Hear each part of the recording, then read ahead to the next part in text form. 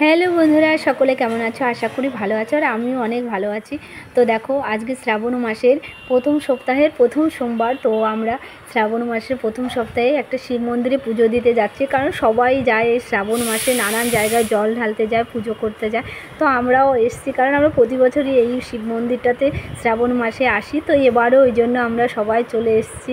এই দেখো, আমি, আমার দিদির ছেলে, মা, দিদি সবাই মিলে এসেছি। আর এখানে অনেক দূর দূর থেকে সবাই পুজো করতে আসে। এই জায়গাটার নাম হচ্ছে শিবডাঙ্গি। নালাগোলা পার হয়ে তারপর আসতে হয়। অনেকেই এসছে, এই এলাকায় যত লোকজন আছে সবাই এখানেই আসে পুজো করতে। আর দেখো কত বড় লাইন, ভিড় হয়ে গেছে। আর এখন বেলা ধরো 3টা মতো বাজে।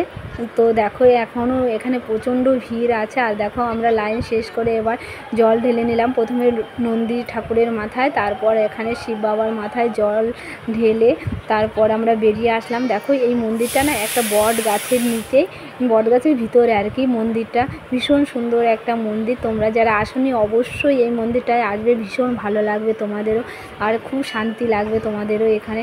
আর এখানে প্রচুর জায়গা থেকে লোক আসে, আমার তো ভীষণ ভালো লাগে আর তোমাদেরও ভালো লাগবে। আর দেখো এখানে প্রচণ্ড বড় একটা মেলাও বসে, কারণ এই মেলাতে অনেক জিনিস পাওয়া যায়। দেখো হাতের বানানো জিনিসগুলো এখানে বিক্রি হচ্ছে। আর এদিকে অনেক দোকান আছে মেলার ভিতরে, আর লোকজনও প্রচুর এখানে।